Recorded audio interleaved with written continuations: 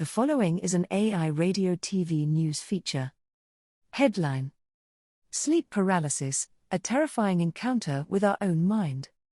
Byline: Baland Jalal.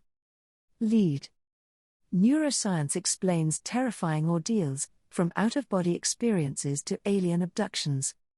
Story: Imagine waking up in the middle of pitch darkness, only to realize you are completely paralyzed. You suddenly notice out of nowhere, an aggressive and horrendous human-like cat is on your bed.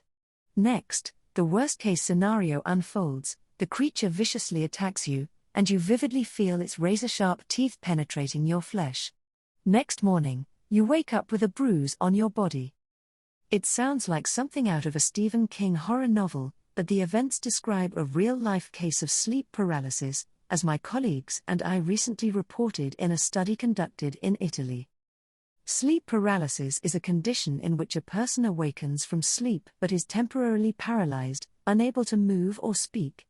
The phenomenon, in fact, is not uncommon. Around 20% of people experience sleep paralysis at least once in their life. Though the episodes of sleep paralysis are brief, lasting a few seconds to minutes, they are rich with mystery and potential insight into the nature of the human brain.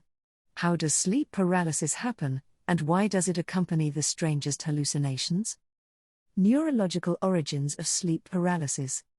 Sleep paralysis often occurs when we take a nap during the day, when jet-lagged, or in any way, when sleep-deprived.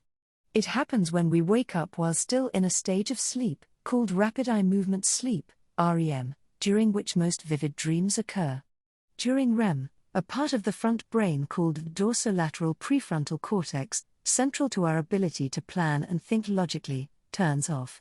This explains why our dreams during REM seem so real, and why the fabric of reality is so out of control when we dream, with warped landscapes and abruptly changing times, places, and people. The Hollywood blockbuster Inception brilliantly captures the surreal flavor of dreams. To prevent us from acting out such intensely real dreams during REM and potentially hurting ourselves, our brain has a brilliant solution: it makes our bodies temporarily paralyzed. REM is also the stage that most resembles wakefulness. Our blood pressure and heartbeat increase, and our breathing quickens. Even brain waves speed up, becoming virtually indistinguishable from wakefulness. Sometimes, however, we actually do wake up while still in REM sleep. In a sense, we have a switch in the brain that tilts us between REM and wakefulness. And all it takes is a few neurochemicals to leave us stuck in this borderline state between parallel realities, sleep and wakefulness. As if being paralyzed and unable to speak when waking up isn't chilling enough, occasionally, the vivid and sometimes threatening dreaming of REM can spill over into conscious awakening. This state, in medical jargon referred to as sleep paralysis accompanied by hypnopompic hallucinations, can best be described as a dream, or worse yet, a nightmare coming alive before our eyes. Becoming a ghost. Sleep paralysis can sometimes cause eerie sensations of floating outside one's body or looking down upon oneself from the bedroom ceiling. In certain cultures, such out-of-body experiences are attributed to the soul, a type of astral travel, where the spiritual self projects itself into an alternative realm of existence. But out-of-body experiences originate in the brain.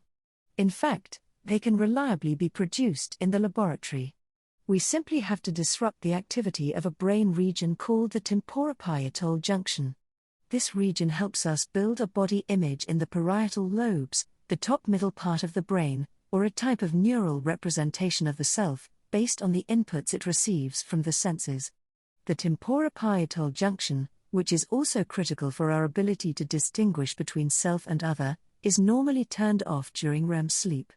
This is why there is a loosening of the sense of self when we dream. We sometimes see ourselves from a third-person perspective, and other times the self occupies another person's body.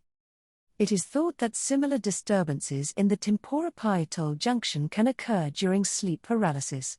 When we realize we are paralyzed, the motor cortex in the brain immediately sends signals to the rest of the body to move and to overcome the paralysis. It also sends additional signals, sort of like seeing when emailing, to the parietal lobes. Normally, There is feedback from the limbs telling the brain how to build our body image, but not during sleep paralysis. The confusing signals received by the brain can influence how the brain builds our sense of self, and the result is all kinds of bizarre bodily hallucinations, such as out-of-body experiences or seeing one's limbs or entire body rotate in the air like a tornado or sink deep into the bed, as if drowning in quicksand. Seeing a ghost. Perhaps more distressing than becoming a ghost is seeing one. Sleep paralysis is arguably most infamous for the sinister, shadowy bedroom intruder that sometimes attacks the sleeper.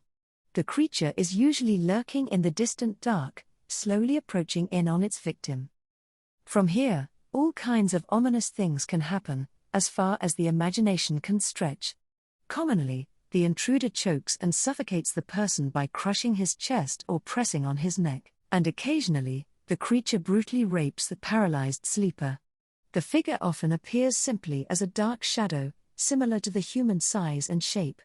But it can also include detailed features, say, a scary demonic face with animal characteristics, like sharp teeth and cat eyes. This figure goes by different names around the world.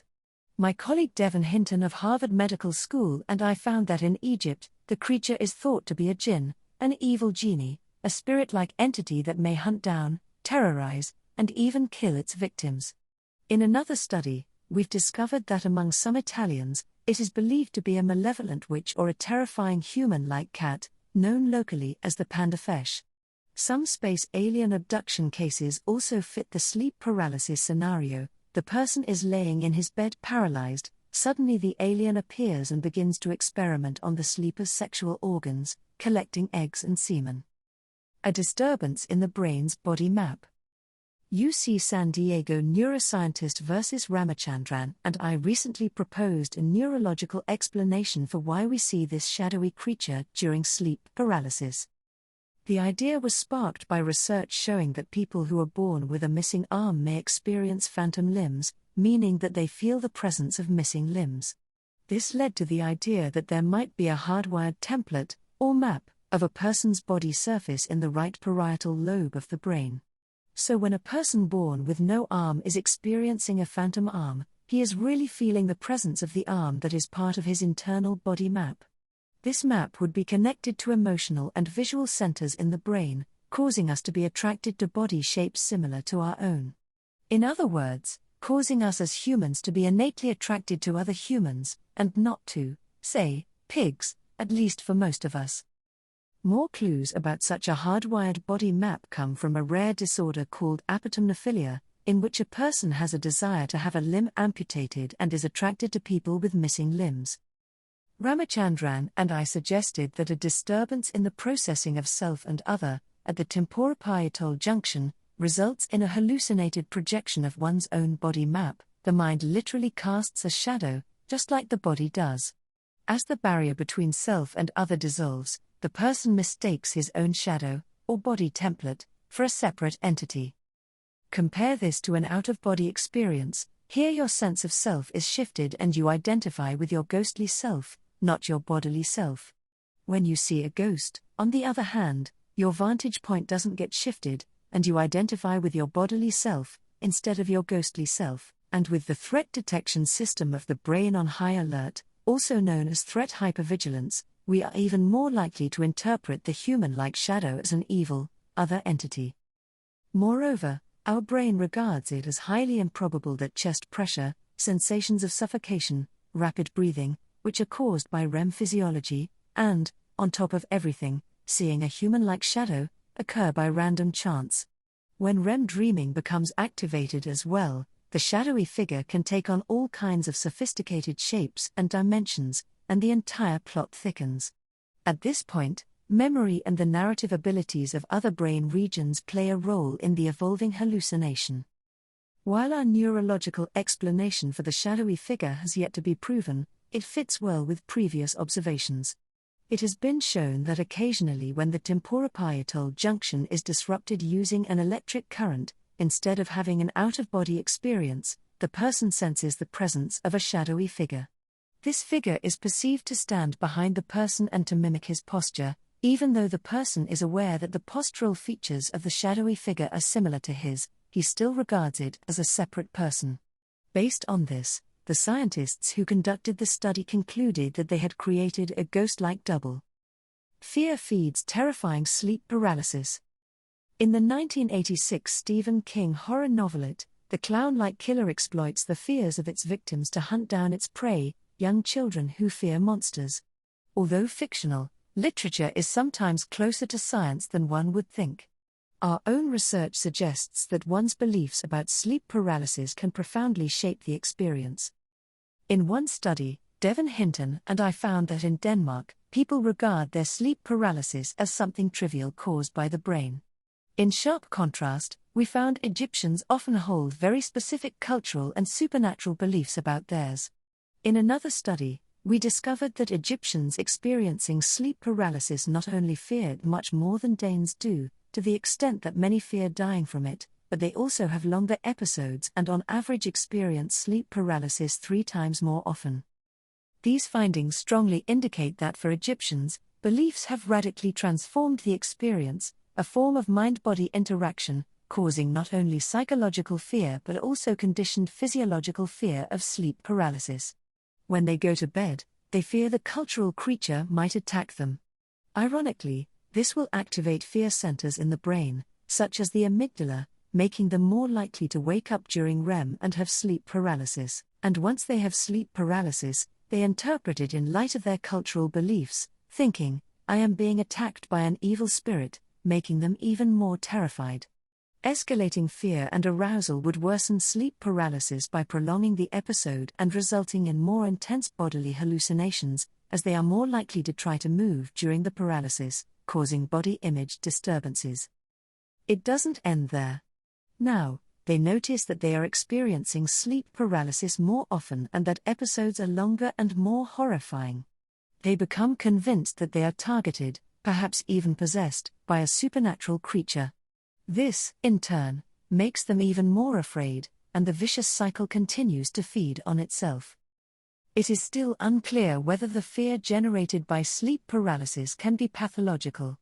But in our recent study, we found that experiencers of sleep paralysis in Egypt have greater symptoms of trauma and anxiety compared to those who have never experienced it. Intriguingly, we also found that those who experience hallucinations during their sleep paralysis have more trauma and anxiety symptoms. These findings point to the possibility that sleep paralysis, if accompanied by certain beliefs, might be a traumatizing experience. This is also consistent with the findings of Richard McNally, also at Harvard, that sleep paralysis interpreted as alien abduction can elicit physiological fear comparable to patients with post-traumatic stress disorder. Control Your Dreams, a Cure for Sleep Paralysis? In the 1984 horror movie A Nightmare on Elm Street, the ghost Freddy Krueger ferociously terrorizes and kills young teenagers during their nightmares. But the protagonist Nancy is finally able to make Krueger vanish from her nightmares. She follows the advice of her friend Glenn, played by a young Johnny Depp, who insists that if you turn your back on the monster, you take away its energy and it disappears. Indeed, dispelling the fear surrounding sleep paralysis is an important means to help people cope with their experience and, crucially, to prevent escalating fear cycles that can lead to worse and more frequent episodes. One way to do this is to disseminate scientific knowledge about the experience. This often works. People are genuinely relieved to hear that they aren't crazy, that they aren't the only ones experiencing it, and that the phenomena seem to originate in the brain. A more radical approach to overcome the fear of sleep paralysis is by literally turning your back on the terrifying monster, by sliding into a lucid dream, that is, a dream in which you are aware that you are dreaming. It is not surprising that sleep paralysis can be a gateway to lucid dreaming. Both sleep paralysis and lucid dreaming are consciousness states that lie between REM and wakening. The former is dreaming while awake, the latter, being awake while dreaming. Neural circuitry associated with wakefulness is more likely to become activated during sleep paralysis, such as the dorsolateral prefrontal cortex that helps us organize our logical thoughts when awake, and which is normally turned off during REM. When the dorsolateral prefrontal cortex becomes active during sleep, we enter a type of hybrid consciousness that combines the surrealness of dreams and the rationality of wakefulness. And so, We become aware that we are dreaming, and like a great Michelangelo, we can create our own fantasy worlds composed of colorful landscapes and creatures of all kinds conjured by our minds. Being able to manipulate the content of one's sleep paralysis hallucinations and REM dream imagery could give the experiencer a sense of control over the situation and might therefore be therapeutic. I was once able to slide into a lucid dream during my own sleep paralysis. Lucky for me, no terrifying intruders were present. When I became aware that my dreaming self was walking around in my bedroom, it occurred to me to do an experiment. I found a piece of scrap paper on the floor and put it in my pocket.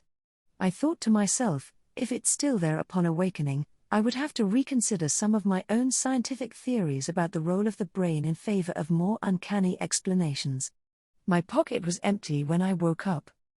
On a different occasion, I wanted to test whether by deliberately trying to move during the paralysis, causing disturbances to my body image, and imagining that a sinister creature was present in my bedroom, activating dream imagery, I could create my own hallucinated Frankenstein monster.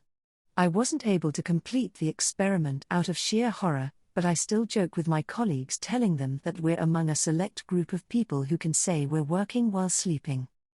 Based on my scientific work on sleep paralysis around the world and our proposed neurological explanation for why people hallucinate ghosts during the episode, I thought to myself, how do I create a simple, yet effective therapy for sufferers?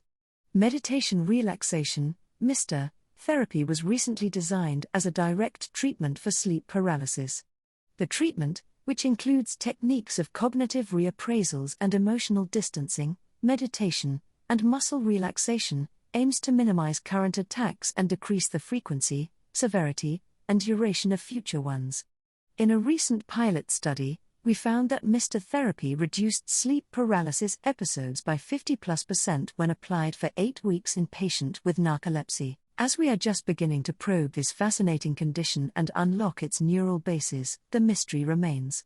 Here is a single phenomenon that can make us see and become ghosts, have encounters with space aliens from distant galaxies, and plunge us into far and exotic lands of lucid dreaming, where we are the sculptors of our own realities, all the while laying silently in our beds. It shows us firsthand how the feeling of a sense of self as a unified entity separate from others arises in the brain and how vulnerable this feeling is to disruption. For more news from AI Radio TV News, visit airadiotvnews.ca.